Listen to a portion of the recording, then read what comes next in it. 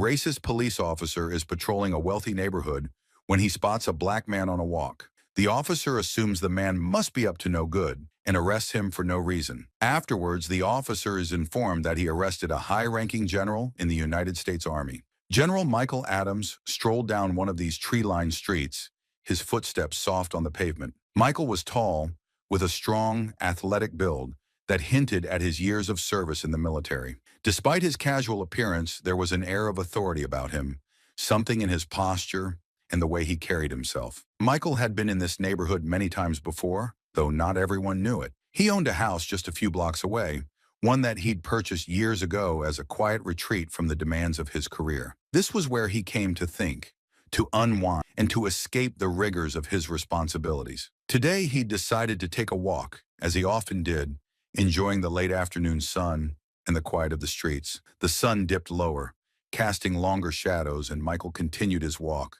unaware of the events that would soon shatter this quiet routine. For now, he was just another person enjoying the simplicity of a late summer afternoon, finding peace in the ordinary moments that life had to offer. Officer James Davis adjusted his rearview mirror as he drove slowly down the street, his eyes scanning the neighborhood like a hawk searching for prey. His patrol car rolled along at a crawl, the engine purring softly. It was a routine he'd done countless times before, ensuring the streets of this affluent suburb stayed safe and orderly. Davis took pride in his work, believing himself to be the line of defense against anything that might disturb the peace of the community. The neighborhood was quiet, almost too quiet. Davis's hand rested on the steering wheel, fingers tapping absent-mindedly to a tune he could barely hear over the car's hum. He watched the familiar sights pass by, children's bicycles leaning against fences, gardeners trimming hedges, and the occasional jogger or dog walker. Everything seemed normal. Then he saw him, a black man walking alone down the street, casual as you please. Davis's eyes narrowed as he took in the man's appearance. He was tall, muscular, wearing a plain white t-shirt and jeans. His stride was relaxed, and he didn't appear to be in any hurry. There was nothing particularly alarming about him, but something about the sight set off alarms in Davis's mind. He didn't recognize the man, and that alone was enough to make him suspicious. "Who are you?" Davis muttered under his breath as he kept his eyes on the man. "What are you doing here?" Davis had been on the force for 10 years, long enough to trust his instincts, and his instincts were telling him something was off. This was an affluent, predominantly white neighborhood. In Davis's experience, anyone who didn't fit the usual mold was often up to no good. Maybe the guy was lost, or maybe he was scoping out houses. Either way, Davis wasn't going to just drive by without finding out more. He slowed the car even further, keeping pace with the man's walk. As he passed, he saw the man look over at the car briefly, his expression calm and indifferent. Davis's jaw tightened. That calmness irked him.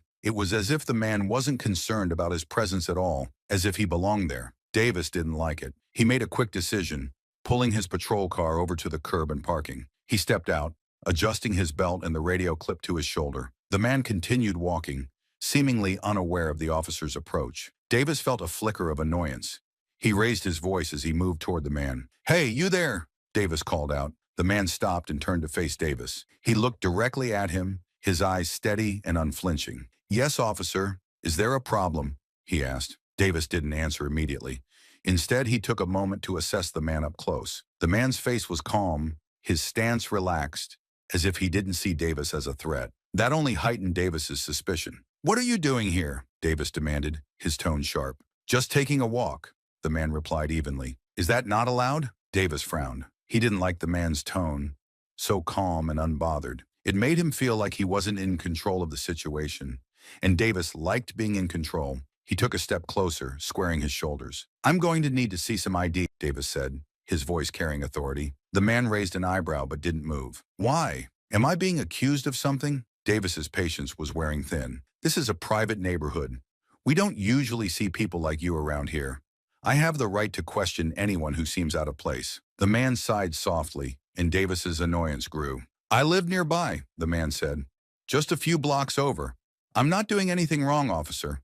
I'm simply enjoying a walk." "Show me some ID," Davis repeated, his hand moving instinctively toward his belt, where his radio and other tools of authority hung. He wasn't in the mood for resistance. His training had taught him that control was everything in these situations. The man reached into his pocket, slowly and deliberately, pulling out his wallet. He held it up, showing Davis his identification. Davis took it, glancing at the name and address. His eyes flickered with surprise for a brief moment. The address was indeed a local one, but something still didn't sit right with him. Maybe it was the man's calm demeanor, or maybe it was just Davis's own sense of duty kicking in. "I've never seen you around here before," Davis said, his tone still firm. "How long have you lived here?" "Several years," the man replied. "I'm not out much, usually working. I don't see why this is necessary." Davis felt the heat rising in his face. He didn't like being questioned, especially not by someone who seemed to think they were above suspicion. His grip tightened on the man's ID. "Necessary or not, I have a job to do," Davis snapped. "We've had reports of suspicious activity in the area. I need to make sure everything is in order." The man remained silent, his eyes still locked on Davis. There was no fear in his expression, no sign of backing down. Davis hated that. He was the one in charge here, not some stranger who thought he could walk wherever he pleased. He had to assert his authority. "Stay right here," Davis ordered. "Don't move." He turned, heading back to his patrol car to run the ID. His heart was beating a little faster now, a mix of irritation and something else. Something he didn't want to admit was doubt. As he reached the car, Davis cast another glance at the man, who stood quietly, waiting. The unease in Davis's chest grew. Something about this whole situation didn't feel right, but he pushed that thought aside. He was an officer of the law, and it was his job to keep this neighborhood safe. He couldn't afford to second-guess himself. Not now. Davis sat in his patrol car, eyes on the man through the rearview mirror. As he started typing the man's details into the system, a sense of unease lingered, hanging in the air like a storm cloud waiting to break. Michael stood on the sidewalk, watching as Officer Davis walked back to his patrol car. He felt the weight of the officer's scrutiny even from a distance. The street was still, the quiet broken only by the faint chirping of birds and the hum of Davis's patrol car. Michael kept his breathing steady, maintaining his calm demeanor. He had nothing to hide. He knew he hadn't done anything wrong, but the way Davis looked at him, the questions, and the demand for his ID, it all made his muscles tense. Michael's mind replayed the exchange. The officer's tone, his insistence that Michael was out of place, the way his hand had hovered near his belt as if ready for anything. Michael knew that look. He had seen it many times during his service, a mix of suspicion and authority, often directed at those considered different or out of place. It was a look that could escalate into something much worse if not handled carefully. Michael glanced around. A few people were watching from a distance now, peering through windows or pausing in their yards, curious about what was happening. A middle-aged man with a garden hose in hand stared openly, water spilling onto the sidewalk. A woman walking her dog had stopped, her phone out, as if ready to record. Michael met her eyes briefly and she looked away. He took a slow, deep breath. This was the last thing he had wanted, a scene, a confrontation. Davis was still in his car, tapping away at his computer. Michael knew the officer was running his ID, checking his records, trying to find something to justify this stop.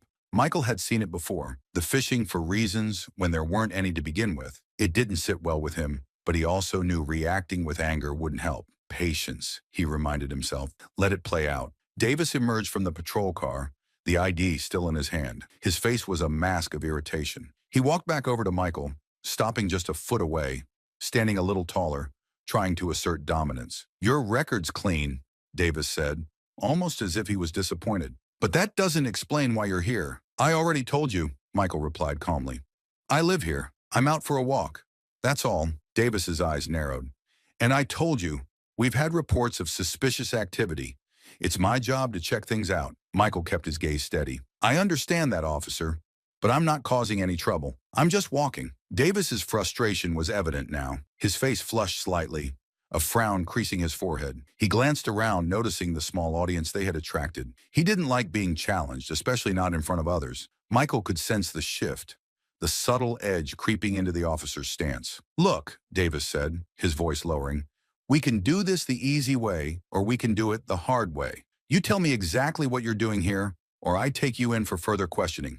It's up to you." Michael felt a flicker of anger, but kept it in check. He knew this tactic, intimidation, pushing until the other person cracked. "I've told you everything you need to know," Michael replied evenly. "You're making a mistake." Davis's jaw tightened. "The only mistake I see is someone thinking they can walk around this neighborhood without being questioned. Now, are you going to cooperate, or do I need to escalate this?" Michael's patience was wearing thin. He had tried to reason, tried to explain, but Davis wasn't listening. This wasn't about safety. It was about control, about asserting authority over someone he perceived as a threat based solely on appearance. Michael glanced at the people watching, then back at Davis. "Officer, I'm not resisting," Michael said, keeping his voice steady. "But I also know my rights. You have no grounds to arrest me. I've done nothing wrong." Davis's eyes flashed with anger. "I'll decide what's wrong and what's right," he snapped. Without warning, he reached out, grabbing Michael by the arm. "You're coming with me." Michael tensed as Davis's grip tightened, his training kicking in. He could easily overpower the officer, but he knew that would only escalate the situation further. He let Davis pull him toward the patrol car, feeling the roughness of the cuffs being snapped onto his wrists. "Is this really necessary?" Michael asked, his voice calm but firm. Davis ignored him, shoving Michael toward the back of the car. "Get in!" he barked. Michael complied, sitting down in the back seat, his hands cuffed behind him. He looked out at the gathering onlookers, their expressions a mix of confusion and concern. The woman with the dog had her phone raised, recording the entire scene. Michael hoped that would be enough to keep things from getting worse. As Davis slammed the door shut, Michael felt a wave of frustration wash over him. He had come out for a peaceful walk, something to clear his mind, and now he was sitting in the back of a patrol car, treated like a criminal, all because of the color of his skin and the assumptions that came with it. He could hear Davis radioing in, his voice tense, as he explained the situation to the station. Michael leaned back in the seat, taking another deep breath. He knew this wasn't over. Not yet. And as much as he wanted to fight back, he knew he had to stay calm, to keep his composure, because this wasn't just about him. It was about something much bigger, something he had faced his whole life. And now, sitting in the back of a patrol car with his hands cuffed, Michael was reminded that the fight for respect and equality was far from over. The ride to the police station was silent, but the tension was palpable. Michael sat in the back of the patrol car, his wrists still bound by the cold metal of the handcuffs. He kept his eyes forward, ignoring the occasional glance Officer Davis threw at him through the rearview mirror. The scenery blurred by, the tree-lined streets of the neighborhood giving way to the busy roads leading into town. Michael's mind was racing, not with fear, but with a sense of disbelief at how quickly a simple walk had turned into this. Davis pulled into the station, parking the car in a lot filled with police vehicles. He stepped out, yanking open the back door and grabbing Michael by the arm.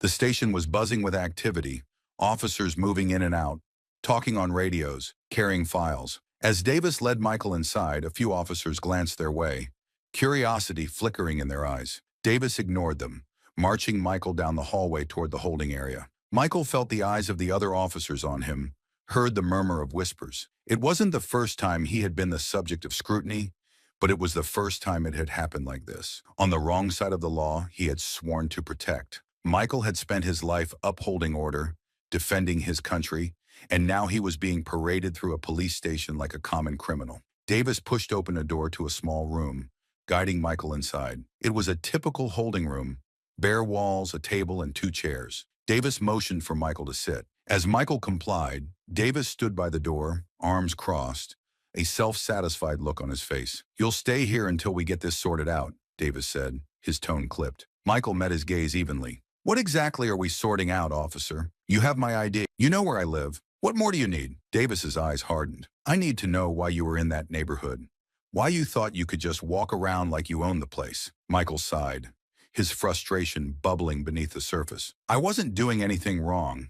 I live in that neighborhood. I've done nothing to warrant this treatment." Davis's face flushed. "People like you don't just walk around neighborhoods like that without a reason," he snapped.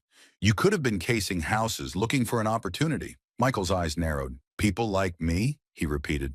"What exactly do you mean by that, officer?" Davis's jaw tightened, but he didn't respond. The room fell into an uncomfortable silence, the tension thick in the air. Michael could sense Davis's anger, his need to assert control, to prove a point. Michael knew that this wasn't about him personally. It was about what he represented to Davis, a disruption of the order he was so desperate to maintain. The door opened, and Sergeant Laura Smith stepped in.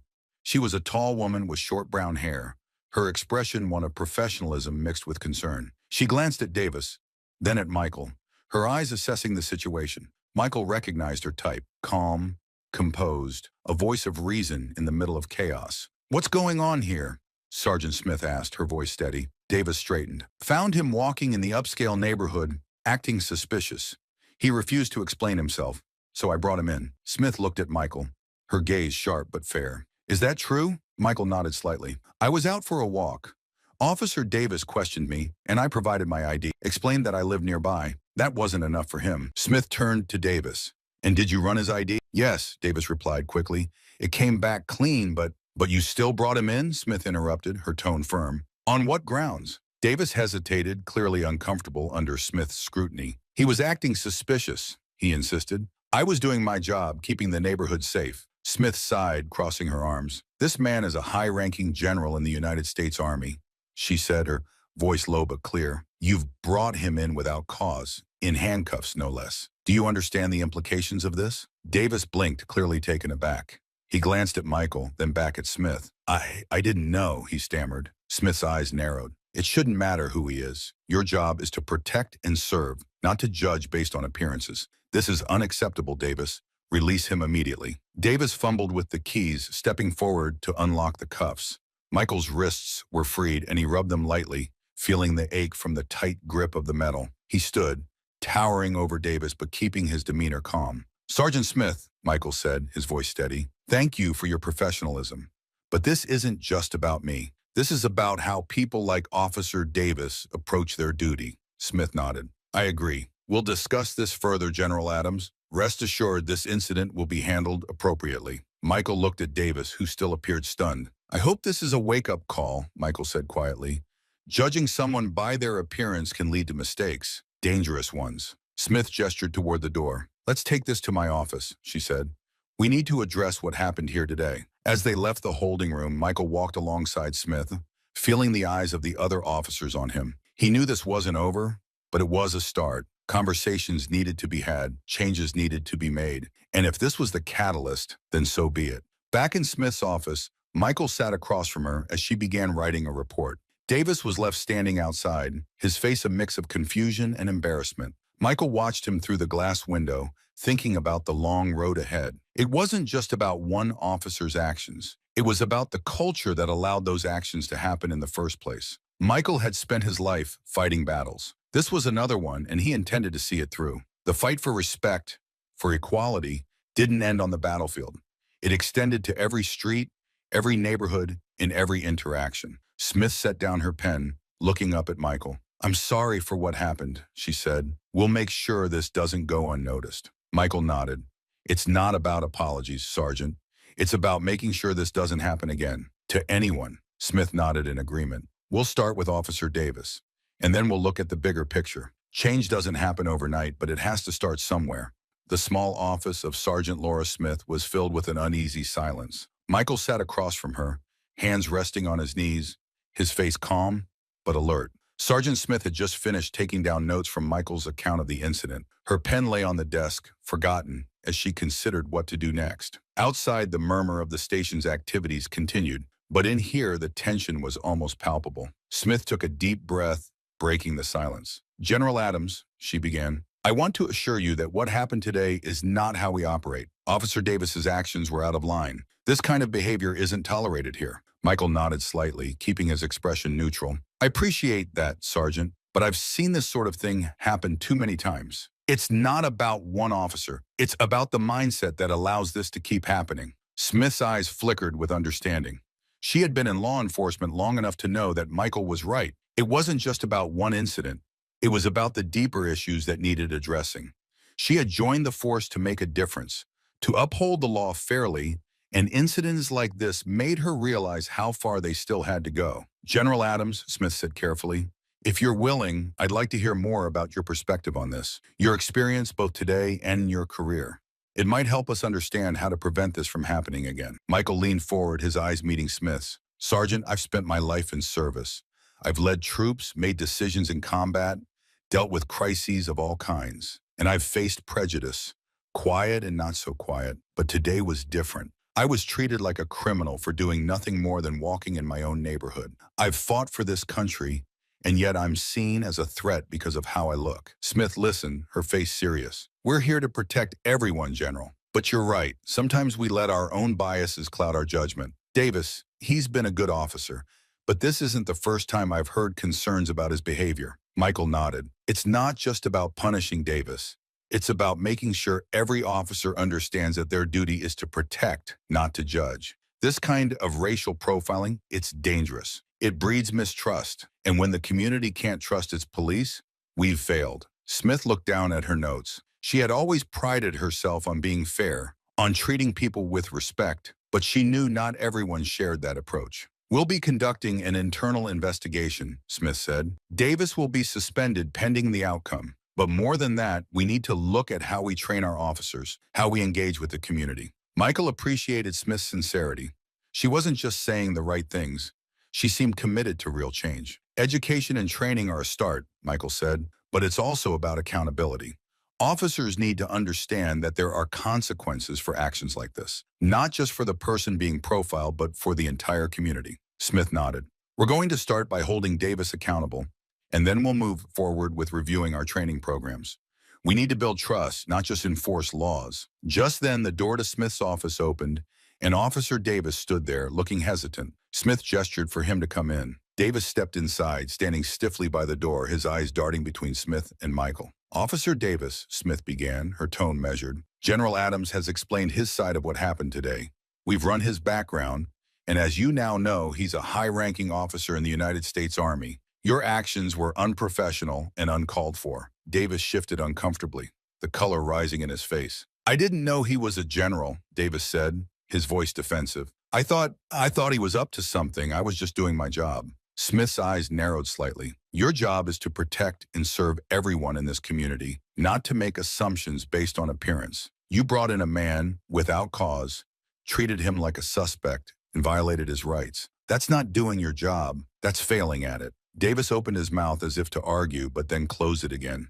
He glanced at Michael, then back at Smith. I was just trying to keep the neighborhood safe, Davis said quietly. Michael stood up, facing Davis. Officer, safety isn't about targeting people who look different. It's about upholding justice, treating everyone with respect. I was out for a walk, that's all. And yet, you made me feel like a criminal in my own neighborhood. That's not keeping anyone safe. Davis's shoulders slumped slightly.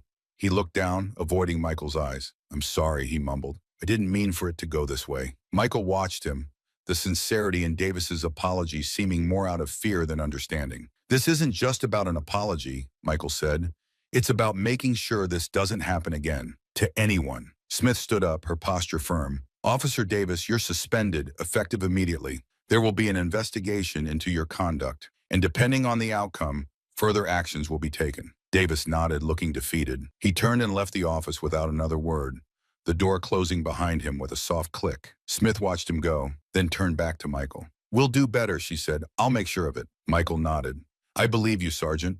But remember, this isn't just about Davis. It's about changing the culture that allows this kind of behavior to happen. It starts with leadership. It starts with officers like you. Smith sat back down, looking thoughtful. Thank you for your patience today, General. I know it hasn't been easy, but your words will make a difference. Michael took a deep breath, feeling the weight of the day begin to lift slightly. We all have a role to play, Sergeant. Let's make sure we play it well. He stood up, extending his hand.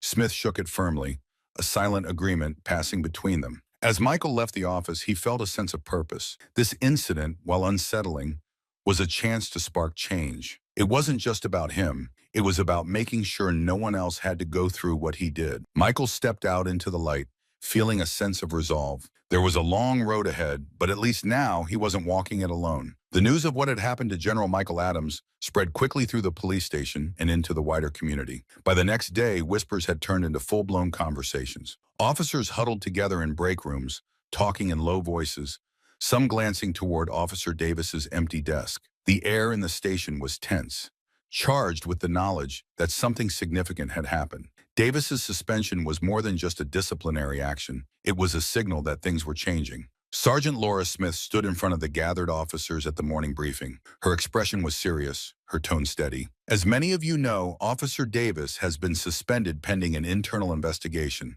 The incident involving General Michael Adams was a violation of our standards. We're here to protect and serve all members of our community, and that includes treating everyone with respect and fairness. A murmur spread through the room. Some officers nodded in agreement, others looked uncomfortable, shifting in their seats. Smith noticed the varied reactions but pressed on. Our actions reflect on the entire department. Incidents like this erode public trust. We can't afford that. We have a responsibility to do better, to hold ourselves to the highest standards of conduct. One of the officers, a young man named Officer Ramirez, raised his hand. "Sergeant, what's going to happen to Davis?" Smith met his gaze. "That will be determined by the investigation. For now, he's suspended. But I want to make it clear, this isn't just about Davis. It's about making sure we all understand the importance of our role in this community. Racial profiling has no place in this department." The room fell silent again, the weight of Smith's words settling over the officers. She continued, "We'll be conducting additional training sessions on racial sensitivity and de-escalation tactics. I expect full participation. We have to learn from this and make sure it doesn't happen again." As the briefing ended, officers filed out of the room, some in deep thought, others whispering to each other. Smith watched them go, hoping her words had made an impact. She knew change wouldn't happen overnight, but it had to start somewhere. Meanwhile, General Michael Adams had returned to his usual routines, but his thoughts often drifted back to the incident. It wasn't just about what happened to him.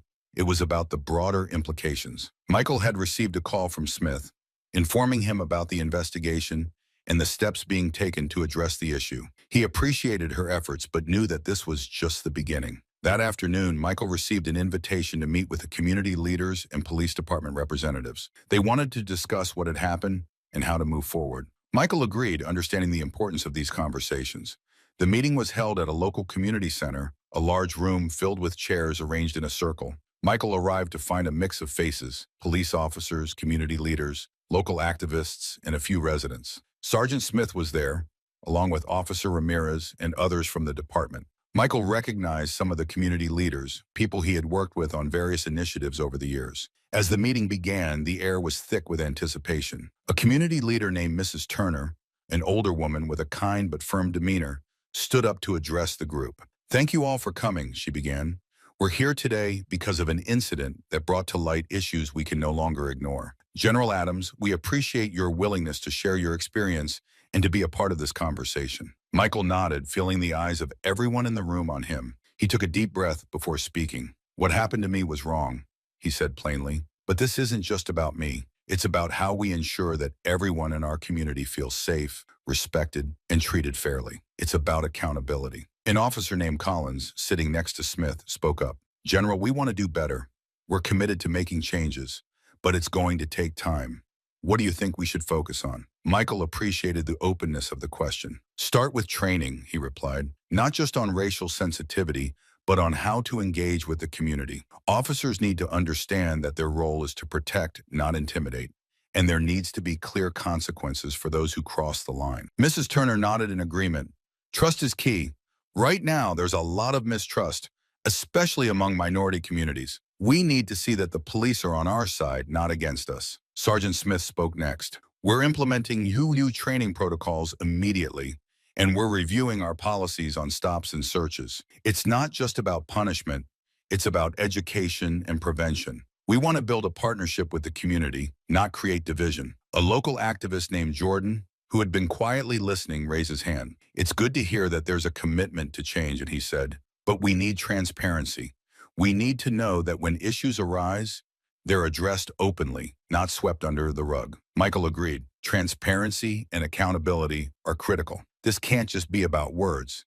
It has to be about actions. People need to see that changes are being made, that their voices are heard. The conversation continued, touching on various topics: community engagement programs, regular meetings between police and residents, and the importance of officers being seen as allies rather than enforcers. Ideas were shared, agreements were made, and a sense of cautious optimism began to take root. As the meeting wrapped up, Sergeant Smith approached Michael. "Thank you for being here," she said.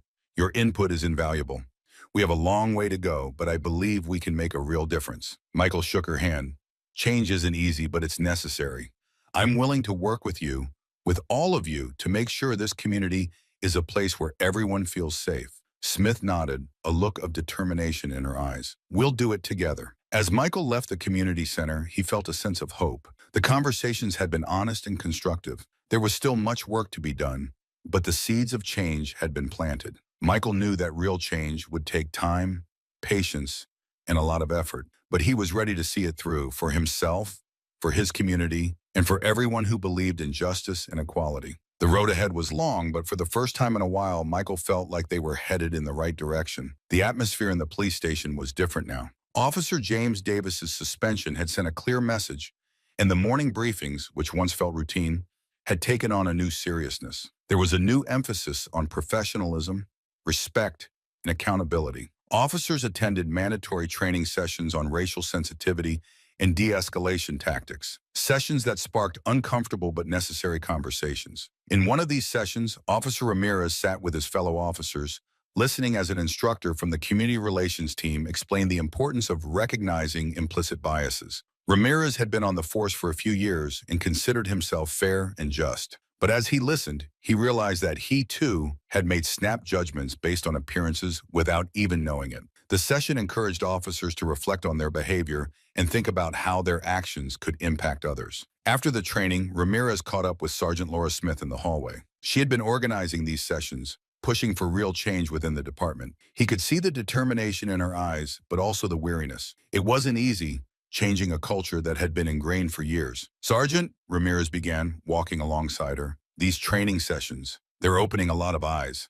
I've heard other officers talking about things differently now. I think it's working." Smith glanced at him, a small smile tugging at her lips. "That's the goal, Beto," she said. "We can't just expect things to change overnight, but we have to start somewhere. Every conversation we have, every officer who starts thinking differently, it's a step in the right direction." Ramirez nodded. "I've been thinking a lot about what happened with Davis and General Adams. I've made mistakes too. Maybe not as obvious, but I've judged people before I even talked to them. This training is making me realize that." Smith placed a hand on Ramirez's shoulder. "We've all made mistakes. The important thing is that we learn from them and do better. It's not about perfection, it's about progress. The fact that you're recognizing this is a sign that we're moving forward." As they continued walking, Smith couldn't help but feel a sense of hope. The incident with General Michael Adams had shaken the department, but it had also sparked something important: self-reflection, awareness, and a genuine desire to improve.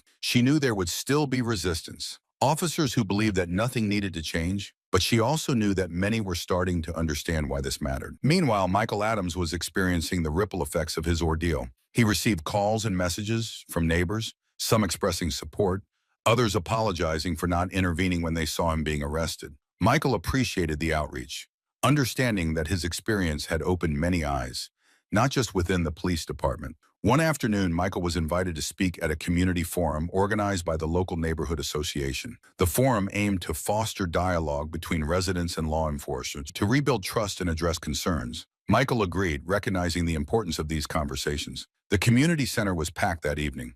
Residents filled the seats, and a group of officers, including Sergeant Smith and Officer Ramirez, stood at the back. Michael took the stage, looking out at the faces before him. There was a mixture of curiosity, concern, and hope in the crowd. Michael began speaking, his voice steady. "Thank you all for being here. What happened to me was a difficult experience, but it's one that has brought us together tonight. I want to start by saying that I believe in the power of community. I believe that we can work together to create a safe, inclusive environment for everyone." He paused, letting his words settle over the audience. "But that means we have to confront uncomfortable truths. We have to acknowledge that bias and prejudice exist. We have to understand that safety is not just about protection from crime, but also about ensuring that every individual feels respected and valued, regardless of how they look." An elderly man in the front row raised his hand. "General Adams," he said, "I've lived in this neighborhood for over 30 years.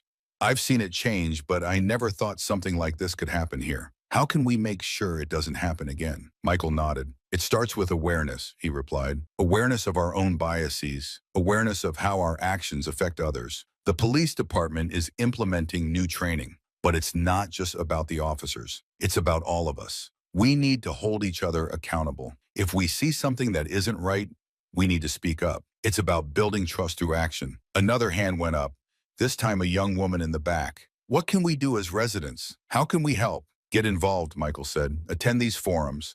Have conversations with your neighbors. Get to know the officers who patrol our streets. The more we engage, the stronger our community becomes. It's about building relationships and understanding." Sergeant Smith stepped forward, joining Michael at the front. "General Adams is right," she said. "We're committed to making changes within the department, but we need your help. We're your police force, and we want to serve you effectively. We're here to listen, to learn, and to improve. The forum continued for over an hour, with residents voicing their concerns, asking questions, and offering suggestions. The atmosphere was open and respectful, a marked difference from the tension that had filled the air after Michael's arrest. By the end of the evening, there was a sense of unity, a shared commitment to moving forward together. As the crowd began to disperse, Michael found himself surrounded by neighbors, each wanting to shake his hand, thank him for speaking up, or share their own experiences. He listened, offering words of encouragement and understanding. He felt the power of community, the strength that came from standing together. Sergeant Smith approached Michael as the room began to empty. "That was powerful," she said. "You've made a real impact. People are listening." Michael smiled. "This is just the beginning, Sergeant. We've started a conversation, and now we need to keep it going. Change takes time, but tonight was a step in the right direction." Smith nodded. "Agreed. We'll keep pushing forward. Together." As Michael left the community center that night, he felt a renewed sense of purpose. The events of the past days had been challenging, but they had also been transformative. The tides were turning, slowly but surely. Michael knew that there would be more work to do, more conversations to have, but he was ready for it. Change was happening, and for the first time in a long while, Michael felt hopeful. He looked up at the night sky, stars shining brightly above, and took a deep breath. There was still a long way to go, but he had faith that they were on the right path. A few weeks had passed since the community forum, and a new sense of awareness had settled over the neighborhood and the police department. Conversations about respect, bias, and justice continued to echo in the halls of the police station and in the living rooms of homes. There was a shared understanding that, while progress had been made, the work was far from over. Michael Adams resumed his daily walks, just as he had before the incident. Only this time, things felt different. The stares that once held suspicion were now replaced with nods of acknowledgement and friendly waves. Neighbors who had previously kept their distance now approached him with smiles, eager to exchange a few words. Michael appreciated these small gestures. They were signs that his message had been heard. That change, however gradual, was taking root. One crisp morning, Michael strolled down the familiar tree-lined streets, the autumn leaves crunching underfoot. He passed a group of children playing in their front yard, their laughter filling the air. A woman was out walking her dog and gave him a nod and a warm smile as she passed by. "Good morning, General Adams," she called out. "Morning and all," Michael replied, tipping his head in return. As he continued his walk, Michael noticed a patrol car slowly approaching from the opposite direction. For a moment, his muscles tensed, a reflex from the memory of his last encounter. But as the car drew nearer, he recognized Officer Ramirez behind the wheel. Ramirez rolled down his window and smiled. "Good morning, General," Ramirez said, his tone friendly. "How are you today?" Michael returned the smile, feeling a sense of ease. "I'm well, Officer Ramirez. Just out enjoying the weather." Ramirez nodded. "Good to hear. If you ever need anything, don't hesitate to reach out. We're here for the community, after all." Michael appreciated the sentiment. "Thank you, officer. It's good to see things moving in the right direction." As Ramirez drove off, Michael felt a wave of gratitude. It wasn't just about the changes in policies or the new training programs. It was about the shift in mindset, the willingness of individuals to engage and learn. Michael continued his walk, passing more neighbors who greeted him with friendly nods and hellos. The neighborhood, which once felt like a place of judgment, was beginning to feel like home. Later that day, Michael had a meeting scheduled with Sergeant Laura Smith at the police station. She had invited him to discuss the ongoing reforms and hear his thoughts on their progress. As Michael entered the station, he noticed a different atmosphere. There was a sense of purpose, of professionalism. Officers moved with intent, some of them pausing to greet Michael as he passed. In Smith's office, the sergeant stood to greet Michael, offering a firm handshake. "General Adams, thank you for coming. Please have a seat." Michael sat down, appreciating Smith's direct approach. She got straight to the point, a trait Michael respected. "I wanted to give you an update on the investigation," Smith said. "Officer Davis has been formally dismissed from the force. The investigation confirmed that his actions were in violation of department policies. His dismissal wasn't just about punishment. It was about setting a standard for what we expect from our officers." Michael nodded.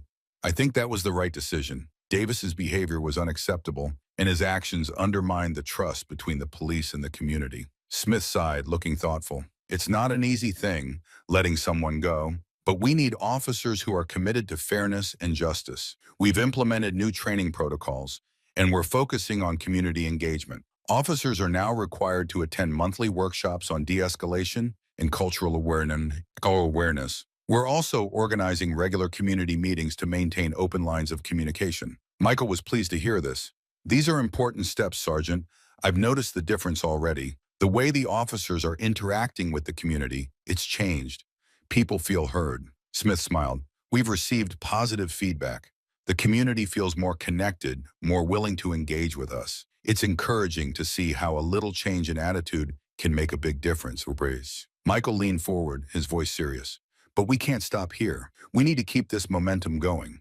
It's not just about policies and training, it's about culture. We need to create a culture of respect, where every officer understands that their duty is to protect and serve everyone without bias. Smith nodded. I agree. We've made progress, but there's still more to do. I'm committed to seeing this through, and I know others are too. Michael stood up, extending his hand once more. Thank you, Sergeant, for your leadership and for taking this seriously. Change isn't easy, but together we can make a difference. Smith shook his hand firmly. Thank you, General Adams. Your courage in speaking out has been a catalyst for these changes. We won't forget that. As Michael left the station, he felt a sense of closure. The incident that had started with suspicion and hostility had led to meaningful dialogue and real change. It was a reminder that even difficult situations could be opportunities for growth. Michael was proud of the steps they had taken, but he knew that vigilance was key. The fight for justice and equality required constant effort and commitment.